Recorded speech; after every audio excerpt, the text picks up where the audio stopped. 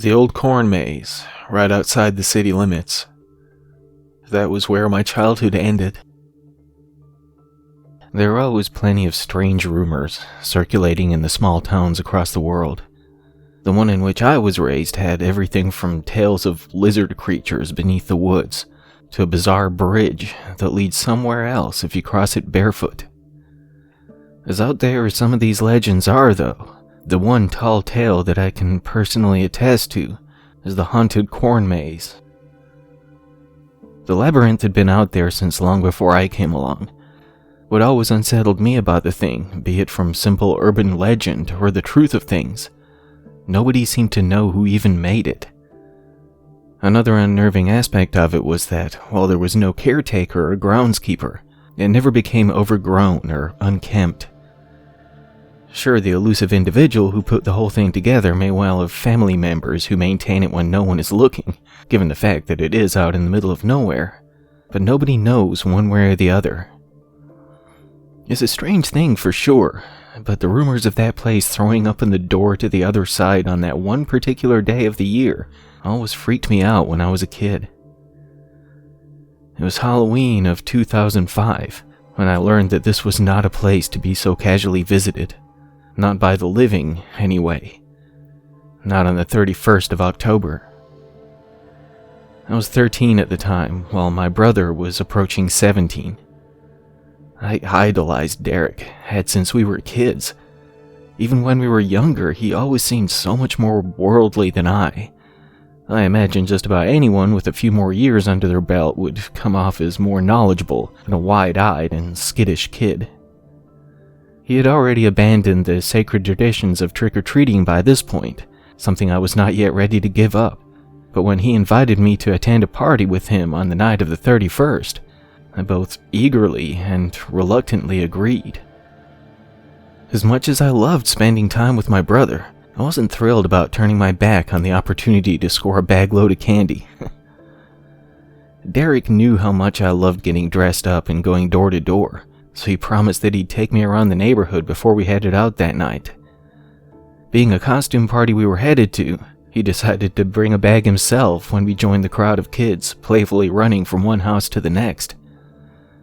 In all honesty, he looked like he was as happy as I was while we toured the surrounding blocks. Yeah, sure, his vampire costume wasn't exactly the most extravagant garb for the occasion. Slick back hair, phony fangs in his mouth, and a long black coat. Honestly, it paled in comparison to my Michael Myers outfit, but I knew his girlfriend, Alicia, was going to meet us at the party, so I couldn't blame him for dressing more stylistically cool and all. Supposedly, her little sister was going to be there as well, something that left me both nervous and a little intimidated, if I'm being honest. I'd only recently started appreciating the opposite sex at that time, but it was enough to make my palms sweaty while restricting my tongue's ability to function properly while attempting to form words. And regardless of my apprehensions, I was having a great time just hanging out with Derek, even with his friendly reminders that I just needed to be myself when we get there. When the sun finished its descent for the night, it was time for us to head back to the house to pick up my brother's car. We dropped the candy in the house, gave an obligatory goodbye to our folks, and got on the road. I hadn't been informed about where the party was taking place, but I'd just assumed it would be at one house or another. When we passed by the last neighborhood before the city limits sign, though, the butterflies dancing in my stomach began to sink to the bubbling acid below. Where are we going?" I asked, though I had a solid idea of the answer. "I didn't tell you?" Derek asked, looking genuinely uncertain. "The party's out at the old corn maze." "Oh. Come on. That place don't still freak you out, does it?" he asked with a chuckle.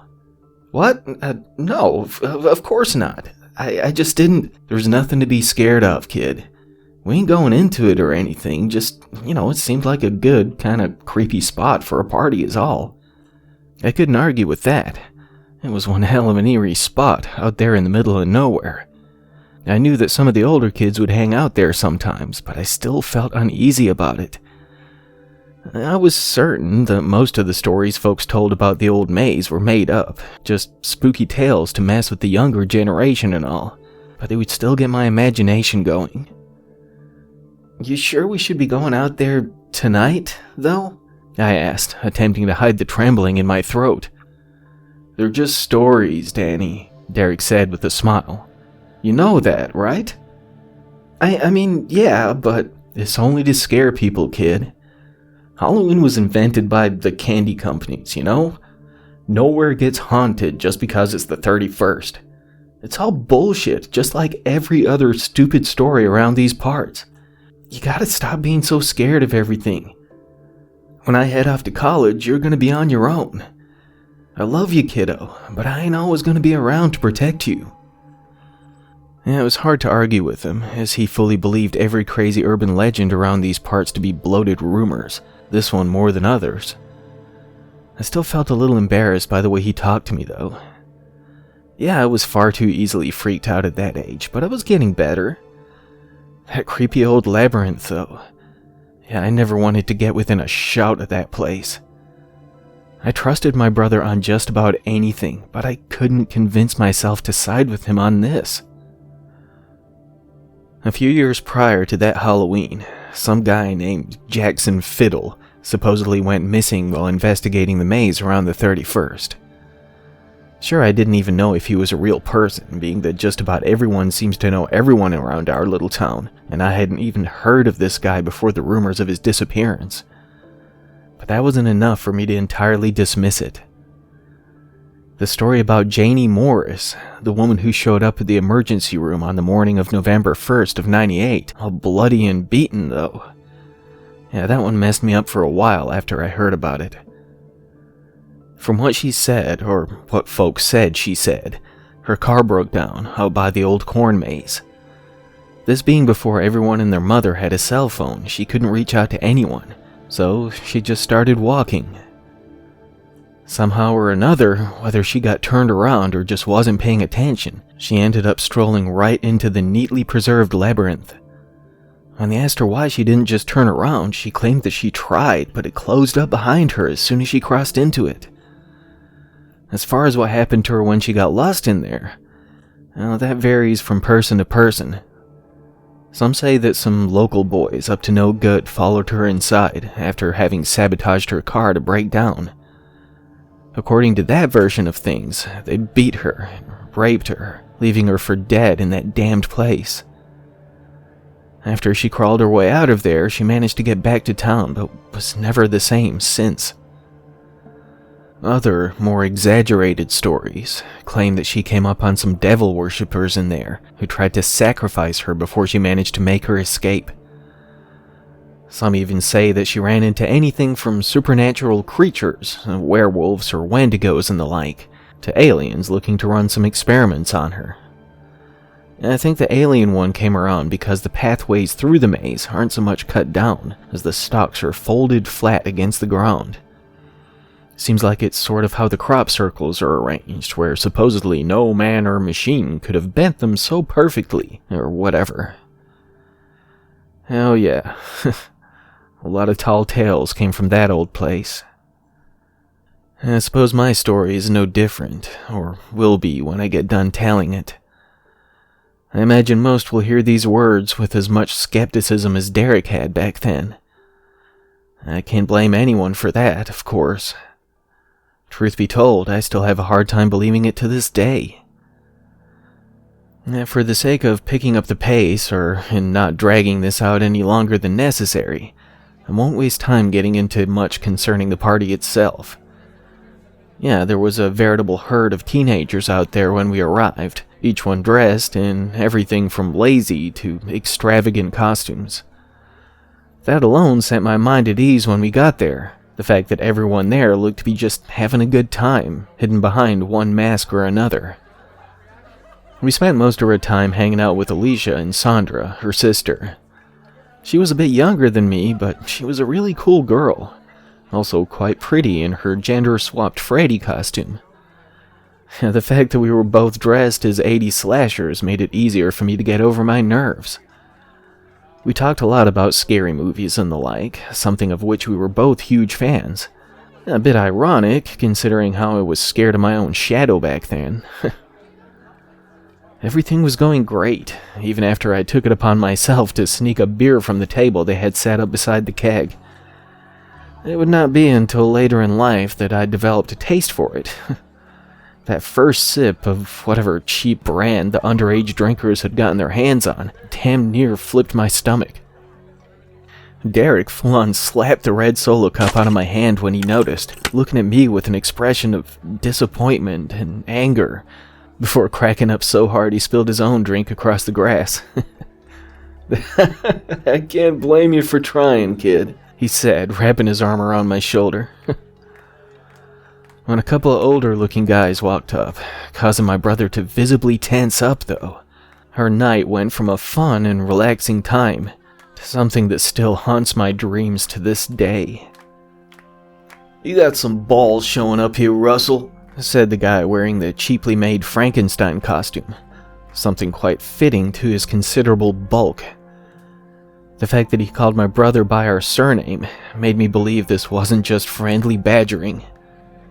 "Yeah, what we gonna do about this?" The other, smaller and more slender guy dressed as a mangy-looking werewolf asked, cracking his knuckles. "Back off, Nate," Derek said, pushing himself in front of Alicia and me. "Everyone's just trying to have a good time, man. We can settle this another time." "Nah, bud," Frankenstein said. "How about we settle up right now?" "Head back to the car, Danny," my brother said, giving me a quick glance before turning his attention back to the duo before him. "I'll be there," and his words were cut short when the werewolf pushed him, causing him to almost topple over his girlfriend. Most of the crowd stopped whatever they were doing, turning their attention to the fight that was likely to break out any minute. There were murmurs throughout the group as they gathered around us, forming a makeshift circle, something that assured me things were about to get messy. "Not here," Derek said. "Not now. They're not a part of this." Sandra and Alicia were attempting to back away while I was darting my eyes from my brother to the guys who had some score to settle. "I'll tell you what," the big guy said, placing his hand on his buddy's shoulder as if commanding his guard dog to heel.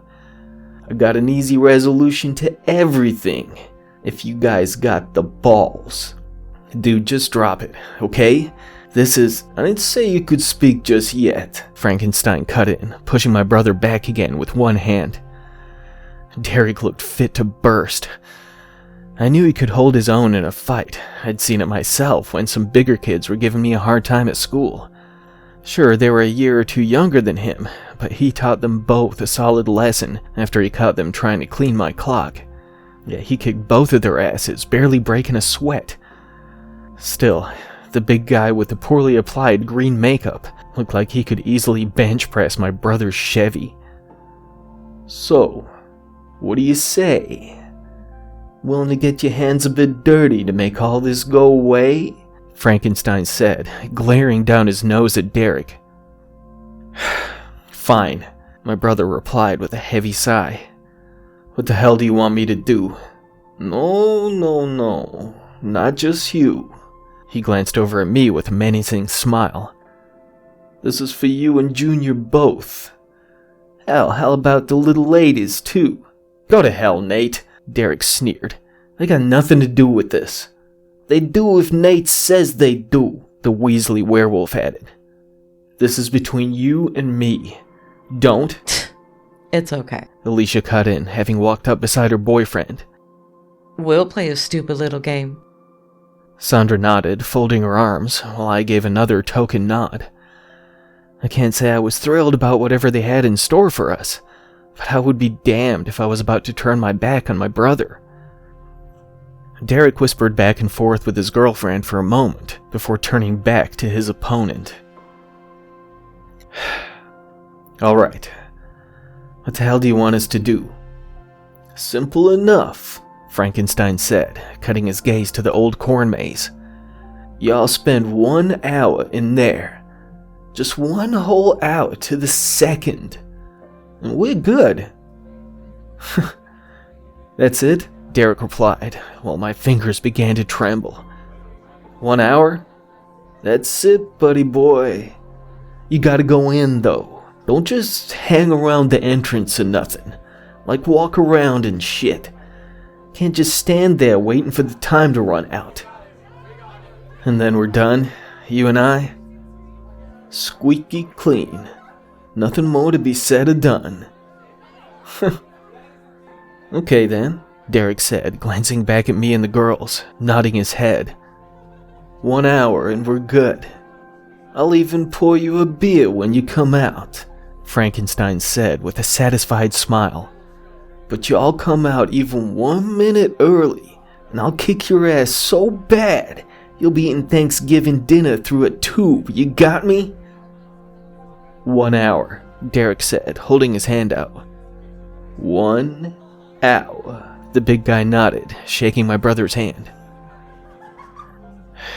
I'm so sorry about all this, Derek said as we approached the entrance to the old corn maze. I did not expect them to be here. No worries, babe. Alicia said, rubbing a hand on his back. Yeah. Sandra said. I say we go in and find a place to chill, tell some scary stories for an hour, then come back out and party some more. I just nodded, trying my best to keep the trembling of my extremities as hidden as possible. I can't lie, I was scared. Even with Derek convinced that the stories of the labyrinth were blown out of proportion, the idea of actually entering the thing had me shaken. Of course, I wasn't about to reveal that, especially since I had already developed a bit of a crush on the girl in the Freddy costume, who came off like this was just as simple as strolling into the grocery store with her folks. Before we walked in, we all looked back to see every face of every costumed partygoer glaring in our direction. From the expression on a few of their faces, I could tell that I was not alone in my fear of entering the old corn maze. Something that didn't exactly help my concern at the time. "I'll see y'all in an hour," Frankenstein called out. "Don't chicken out. We'll be watching."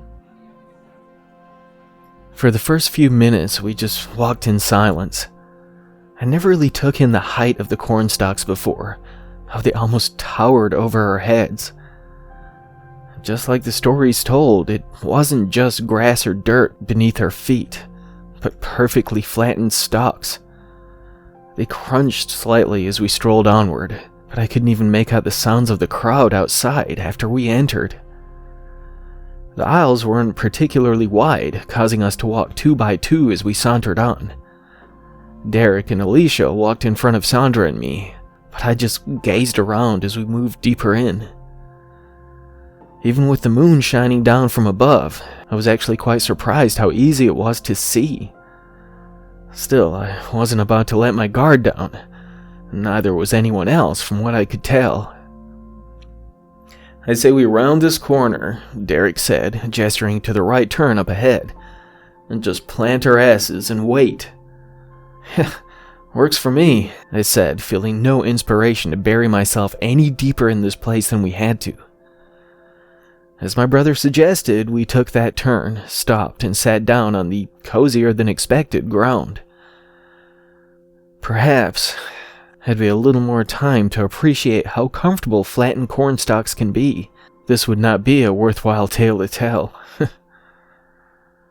Before I so much as allowed my butt cheeks to snuggle themselves into a comfortable setting, the blood-curdling scream that echoed from somewhere ahead of us very nearly inspired every ounce of blood pumping through my veins to stop cold. Derek and Alicia looked as freaked out by this as I was, while Sandra just darted her head between each of us. "What the hell was that?" she asked, planting her palms against the ground. "Probably just someone trying to mess with us," Derek suggested, looking as uneasy as the rest of us. "This far ahead, though?" I asked. "I could see from behind us, but how could—" Another scream, much closer than the last, cut my words short. I got back to my feet, as did Derek and the girls. "This is a setup," my brother said, appearing confident in this theory. "Nate probably sent someone in while we weren't looking. They might have been in here for a while, just waiting to have some fun with us." It did make sense. The big guy in the Frankenstein costume did come off like he knew something when he gave us that friendly reminder before we entered. given the fact that whatever beef he had with my brother would be set right by this little dare. It would stand to reason that he wasn't going to make it easy for us. Yeah, I thought. They just want to force us to take off running. Make us embarrass ourselves in front of everyone before he kicks the crap out of Derek. 3 more screams, each coming from different directions, assured me that our working theory was correct. While the girls looked back at my brother and me, both smiling at us, I just nodded my agreement. Hell with it, Derek said with a mischievous grin. Let's go see what they cooked up for us, yeah? Yeah, I said, feeling the most confident I had since walking into this labyrinth. I can't deny that somewhere in the back of my grapefruit, I still felt uneasy about both my surroundings and the unsettling shrieks, but a higher percentage of my mind fully believed this to be exactly what we thought, that my brother's adversaries wanted to put on a little show for us. Who are we to deny their invitation? After walking for another 5 minutes or so, right turn here, up a few feet, and another left and right, and onto another straightaway, with the occasional dramatically painful yells guiding our path, we finally caught sight of one of the likely handful of people who were screwing with us. This particular pathway looked to be a good 20 or 30 feet long, with one opening to the left and another right about halfway up. At the far end, standing directly in front of another wall of cornstalks, was a tall, slender individual in a filthy black robe, with the hood pulled down low enough to only reveal the wider-than-human, toothy grin. When I first saw it, my heart skipped a beat or 4. It wasn't until Derek let out a soft giggle that I took in how comically sinister the costumed person was trying to come off. They just stood there, heaving with exaggerated breath, keeping their head tilted down with their arms somewhat outstretched from their sides. It's sort of like how that quintessential douchebag at the gym looks after knocking out that first handful of reps. That I'm swole now 'cause I lifted heavy stuff sort of thing. When all of us started to laugh at intermittent intervals, the mimic's heavy breathing became more agitated, inspiring the hooded figure to wail out in one final attempt to intimidate us. Unfortunately for our cosplaying friend, we weren't buying it. Even after 2 more similarly dressed individuals walked out from the left and right openings ahead, our laughter did not let up. "You gotta try harder than that, boys," my brother shouted, practically daring the trio to take their taunting to the next level. With one last howling scream, the one at the far end came charging towards us, slipping some sort of dagger from inside of its robe. "Oh, here we go," Derek said, still chuckling. "This ought to be good." I'll never forget that smile he gave me when he glanced over his shoulder. He was so confident that he had this whole thing figured out, and so was I, for that matter. Even when the robed figure showed no sign of slowing from only a few feet away, my brother still looked back at me wearing that carefree smile. The transition of our circumstances going from something fun and carefree to one of anguished shock and horror barely allowed my mind to accept what was happening. It was the sound of the blade tearing into my brother's gut that hit me, more so than the blood that spat from his still smiling mouth. I don't know if it was Alicia or Sandra who screamed first, perhaps both of them, for all I knew at the time. 3 more times I heard that meaty thunk as the knife was pulled free and inserted back into Derek's torso. "Run, Danny," he spluttered, spritzing more specks of crimson onto his shirt. I was frozen in place, barely aware that I still had a body attached to my reeling mind. When one of the girls grabbed me by the wrist, attempting to pull me back with them as they began to run back the way we came, I still could not so much as hope to break my gaze from my beloved brother's wide and horrified eyes. If whoever or whatever these things were could so easily put an end to someone who had always been so much stronger and more confident than me, I had no doubt that I would not survive this. In so many ways, I didn't even care. I felt so weak and pathetic at the time. I couldn't do a single thing to help Derek. I just stood, rooted to the spot, preparing myself to share the same fate as my closest friend and brother. Snap out of it. Alicia demanded, slapping me hard across the face. That exaggerated smile under the dusty black hood stared back at me as the blade was pulled from Derek's stomach for the last time, dropping him to the ground. While his girlfriend still screamed at me, I was practically paralyzed by the sight of the blood dripping from the long, jagged blade, blending with the pool forming around where my brother lay, barely twitching. Damn it, Daniel. She yelled again, slapping me even harder than before, finally inspiring my mind to collide with my body. I looked at her and back to the robed figure who was wiping the dagger caked in my brother's blood across its chest. We gotta run, kid. You with me?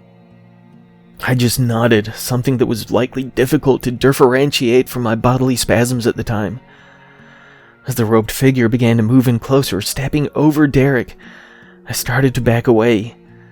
As she, or whatever the hell it was, lunged at me, it fell hard to the ground itself as my brother clutched its ankle. "Go!" he moaned. That was enough to finally inspire me to run. Alicia and her sister were already a good ways ahead of me, while I kept stealing glances over my shoulder. It was during one of those intervals when I turned back to see what lay ahead of me, only to see no trace of anyone, that I skidded to a halt once more. "Alicia!" I called out, barely more than a whisper. "Sandra! Where'd you go?" Nothing.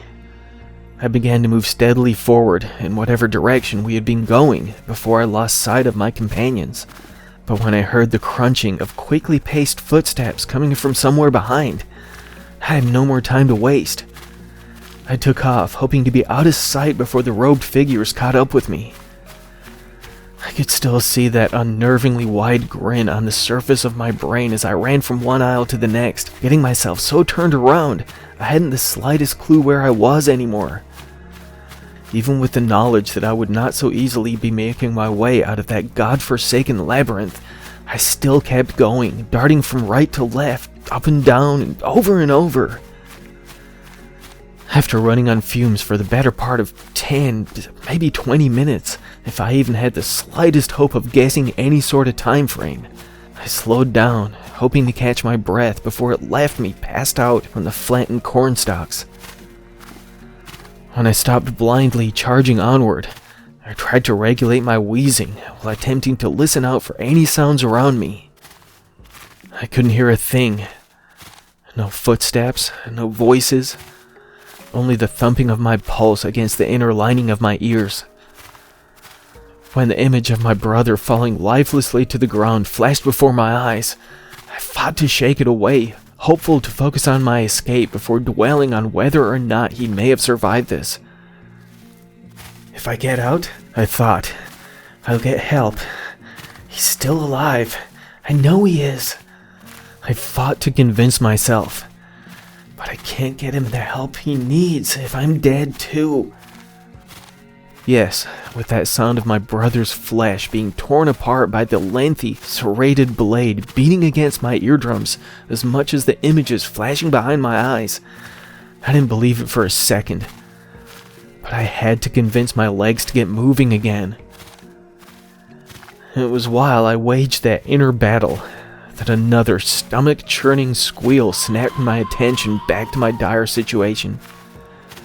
It was close, alarmingly close, but I knew I had to check it out, given that it sounded though it was one of the girls screaming this time, as opposed to those we had thought to be only messing with us. I knew I had to at least attempt to do what I could to save them. Sure, I was certain I wouldn't stand a chance against any of the robed figures, but I had to try. Perhaps it was little more than my desperation to not be alone in this anymore that drove my actions. But it was something.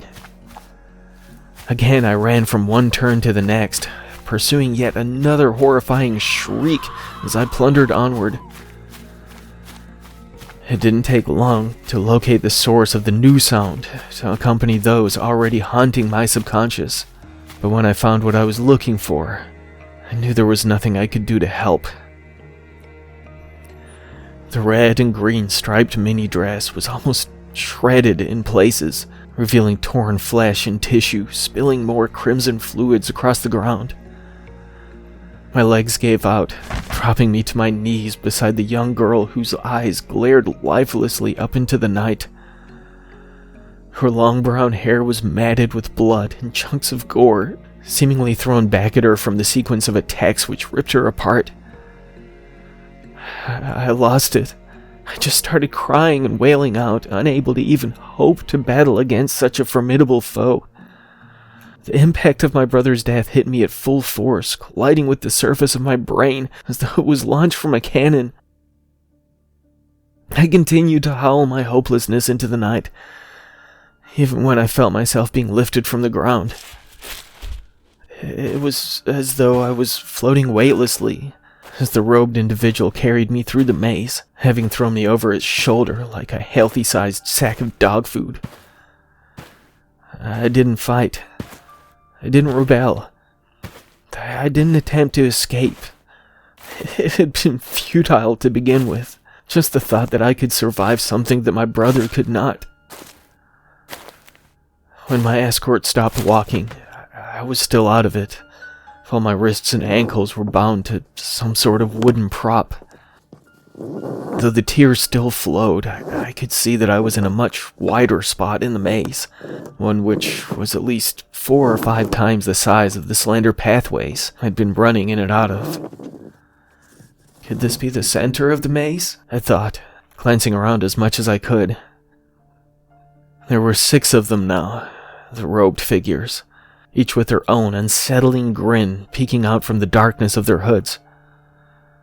Once my extremities were sufficiently restricted, the one who carried me there backed away to join the others in line. They just glared at me, heaving their heavy breath, while maintaining their sinister smiles. "What are you waiting for?" I asked through gritted teeth. I was beaten. I was done for. I did not doubt that. Why were they just glaring at me? "What the hell are you waiting for?" Still nothing. They just stood there like robed statues. They weren't even forcing out that exaggerated wheezing anymore. "Just get it over with, you bastards!" As one of them broke formation, slowly coming closer to me, I wasn't afraid anymore.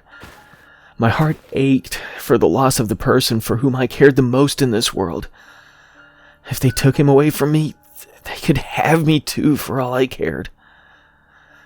No more running. No more tears. Just no more. As it moved closer, stopping only inches from me, it leaned over the waist, almost pushing its face right next to my own. I just closed my eyes, readying myself for the blood to spill freely to the waiting cornstalks, plastered to the ground, when "Happy Halloween, baby brother," whispered into my ear. When my eyes blinked back open, they were not met by the malicious grinning thing which sought to lay me to rest, but the smiling face of the one person I had idolized since I was a child. "Derek?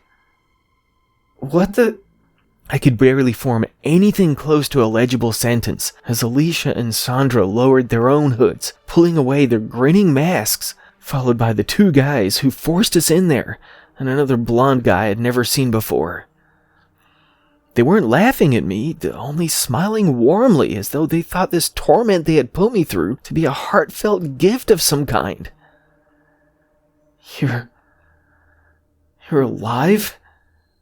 You're all..." I stuttered while the truth of things struck me like a serrated blade to the gut. "Are you kidding me?" I belted, wrestling against the bindings holding me in place.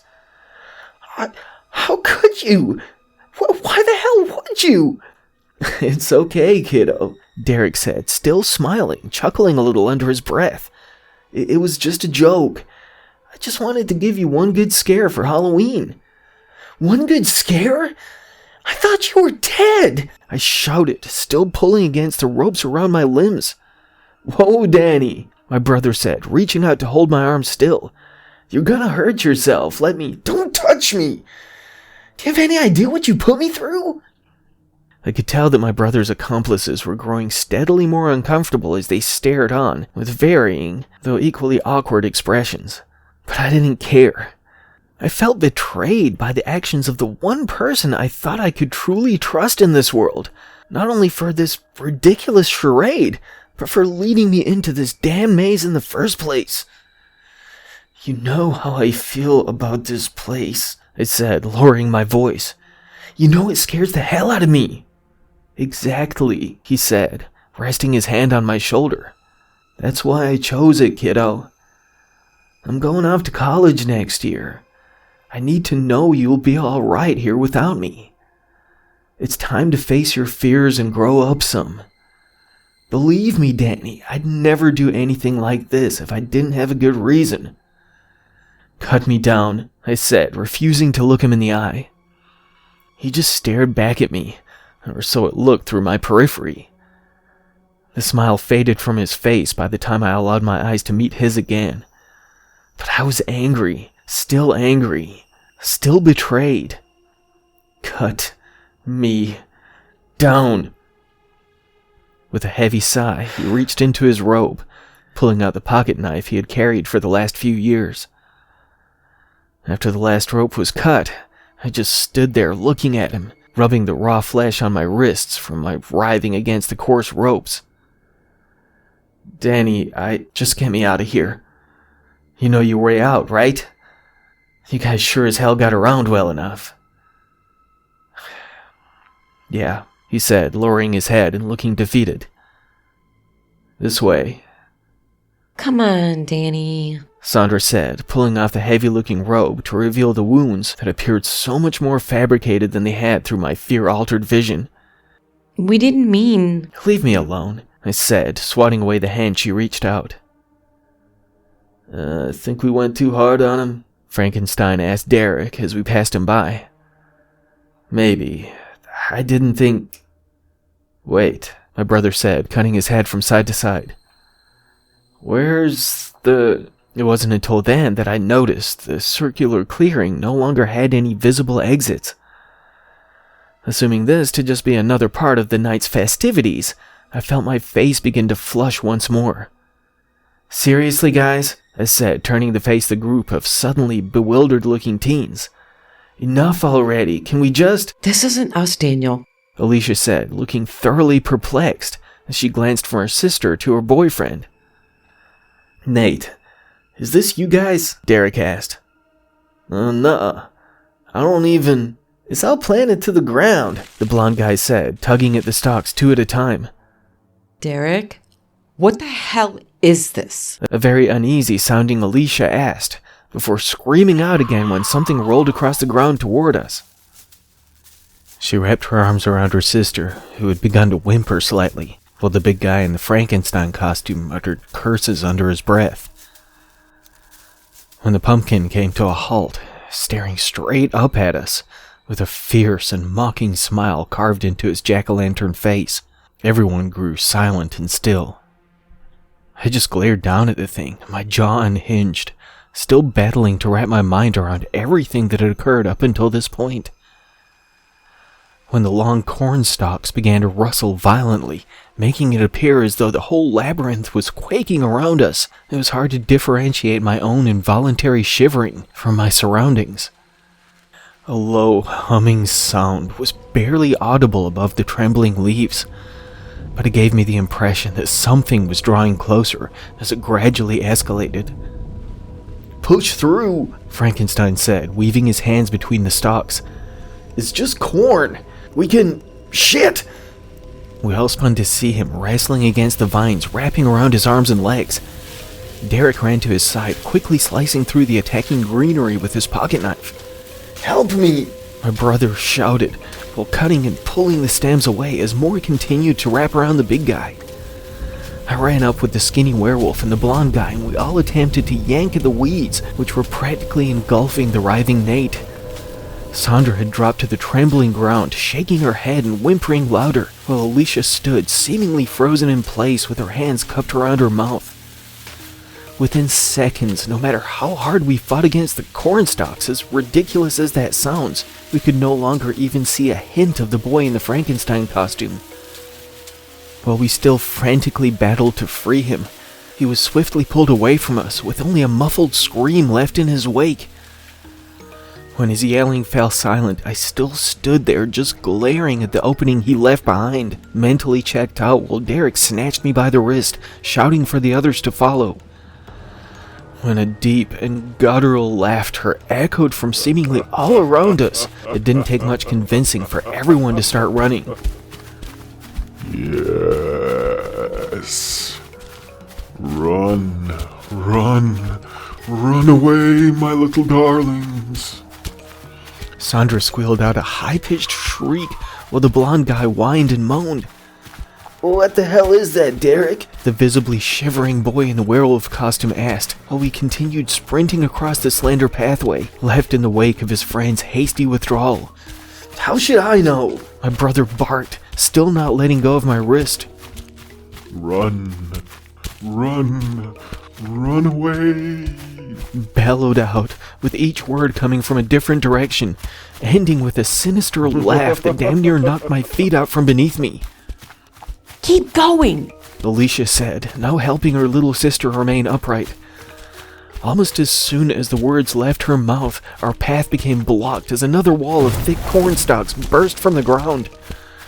The blonde guy who had been running the fastest lost his footing as he skidded to a halt, falling with his back flat against the ground, stopping just short of the newly formed blockade.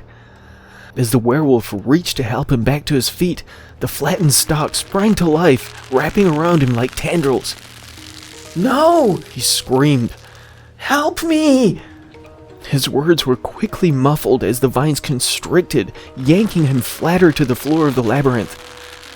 Given the blood-curdling squeal erupting from his mouth, I was unsure if he was being pulled into the ground to be buried beneath it, or if the snapping sounds, accompanying his horrified wails, were his bones fragmenting as the stalks returned to their previous state.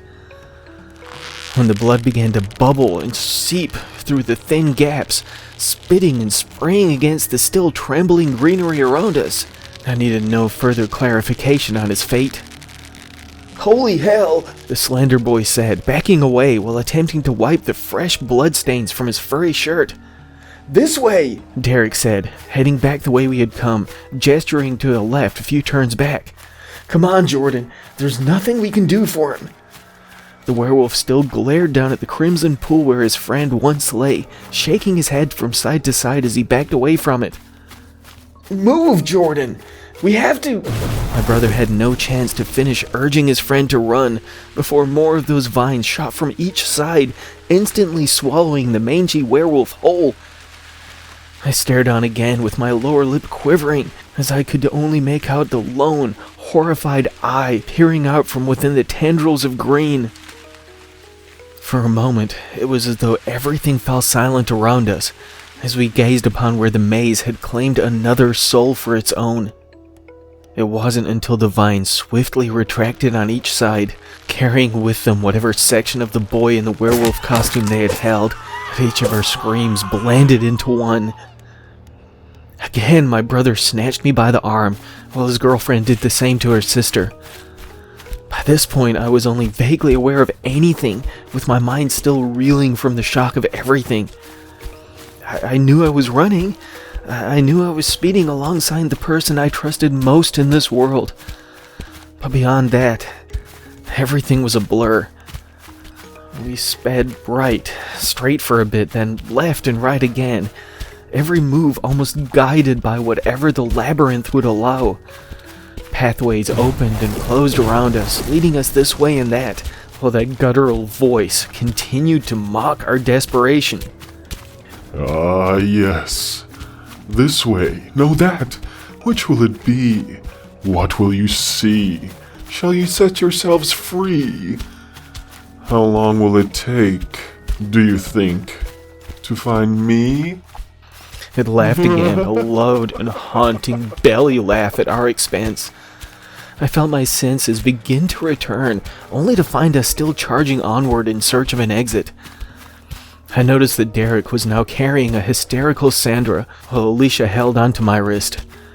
I almost wanted to ask her to let go, as I found it difficult to move as freely with her clutching onto me. But it did make me feel ever so slightly safer like this, even if I did believe our escape attempt to be futile. We were in its domain, whatever the hell it was. It was toying with us. We ran the path it chose, not one of our own selection. Still, regardless of those undeniable facts, I knew that we couldn't let up. Unfortunately, this inner realization came to a quick halt when we came face to face with our inevitable end. When the opening before us closed shut, forcing our hasty retreat short, I felt my stomach lurch at the sight of only more tall corn stalks to our sides and backs. There we stood, each of us gasping for breath, while the young girl in the tattered red and green striped mini dress sobbed in my brother's arms in a space maybe 5 by 5 feet with nowhere to go. Just let us go! Derek shouted into the night. Not just yet, my good lad. There's still far too much fun to be had. What do you want from us? It was you who came to me, dear boy. Would you so abruptly put an end to my joy? Please, Alicia begged, tears forming in her eyes. just let my sister go. Take me, Derek said, glancing back at me. Let the others go, and you can do whatever you want with me. No! I barked. Don't just give up. An interesting offer you have presented to me. But should that be enough to set your friends free? I have each of you now to do with as I please. Yet you still beg for unwarranted release? They're innocent, my brother said in a cracking voice. This is all my fault. Please just... When the stalks parted to our left, I once more felt my jaw drop. It looked like it could very well be that same circular clearing from which we had began our run. But it was not how we had left it. The wooden prop to which I had been tied was now replaced by a large throne, pieced together by a combination of vines and bones, some of which appeared as though they had been freshly pulled from some unsuspecting corpse. When I noticed the bloodied and matted fur poking out in places, and the occasional chunk of blonde hair, I had to assume that theory to be quite accurate. After making out more of the torn slivers from the werewolf costume, it didn't take long to notice the strips of green latex, which had once belonged to a cheaply made Frankenstein costume. Come in, come in. Come into my home. Do not leave me here to linger alone. It wasn't until it spoke again that I took note of what was sitting upon the gore-lined throne. That same pumpkin which had rolled into this very area now gazed down at me from a skeletal frame composed of just as much greenery and fragmented bone as the chair upon which it sat. The robe it wore looked to be one of those my would-be kidnappers left behind, though the elongated emerald bones of the arms and legs protruded considerably further than its previous owner. Welcome, welcome, my travelers four. Now, what exactly possessed you to come through my door? We all stood in a row, glaring up at this abomination before us. With every word it spoke, the carved expression on its face adjusted to fit. It was my fault. My decision to come into your maze, my brother said with confidence in his words. Is this true? The pumpkin asked. Was this all because of you? Yes. So please don't punish them. Just take... No more words, the creature said, holding a leafy finger to its mouth. The fact that not only had its voice deepened even more, But that a rhyme did not follow this lone sentence made me fear our time was at an end. You do not belong here. It screamed, spitting pumpkin guts and seeds to the ground. How would you feel if someone just let themselves into your home? Would you let them leave unscathed? I'm so sorry. No. More. Words. It lifted itself from its throne, standing twice the height of Derek as it glared down from its hollow triangular eye holes. As what felt like minutes dragged by, we all held this silent staring contest. Given all that I had witnessed, I knew that it would not let us leave this place with our lives. When the apparent lord of this maddening place finally broke the suffocating silence, I would find my assumptions proven wrong once more. 3 lost. 3 may yet still be free. Which one of you shall stay here with me? Before I had the slightest chance to intervene, Derek stepped forward. As the creature slipped off the robe, revealing more of its hauntingly slender frame, my brother looked back at me with a smile, tears trickling down his face. I love you, kiddo. Forgive me, were his last words before the filthy black fabric was thrown over our heads, hiding whatever happened next from my eyes. When I pulled the robe away to see only the outside of the old corn maze before me, I fell to the ground, unable to prevent the anguished, defeated, and agonized scream from breaching my throat. Even when the arms wrapped around my back, while the girls attempted to lift me back to my feet, my pain-fueled wail would not relent. In the weeks following the disappearance of my brother and his friends, the authorities searched every square inch of that labyrinth, as well as the woods surrounding it, but nothing ever turned up. They even plowed the whole thing down before digging in search of any remains of its victims. Unfortunately, they couldn't find so much as a single trace of anyone it claimed for its own, but there was nothing left of the old corn maze by the time the work was done. I can't say that it surprised me when it turned back up by the next Halloween, though. I couldn't help but wonder whether it grew back the natural way, or just sprouted out of the ground overnight.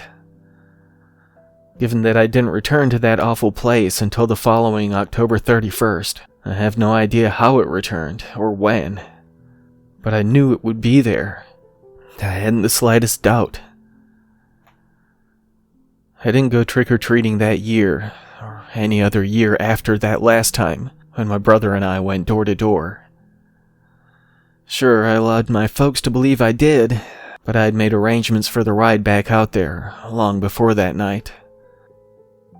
I just had to see it for myself, you know? Just face off against that damned thing and beg for it to give back what it took from me. Before I could enter, though, the pathway was blocked to me. Not by the stalks forming another wall. Not by a tall skeletal frame with a pumpkin face. But by the one who chose to stay behind to grant us freedom. In many ways, I wasn't surprised to see him either, even if the hope of pulling him free from that wretched maze was short-lived. We talked for a while that night, and every Halloween that came after it.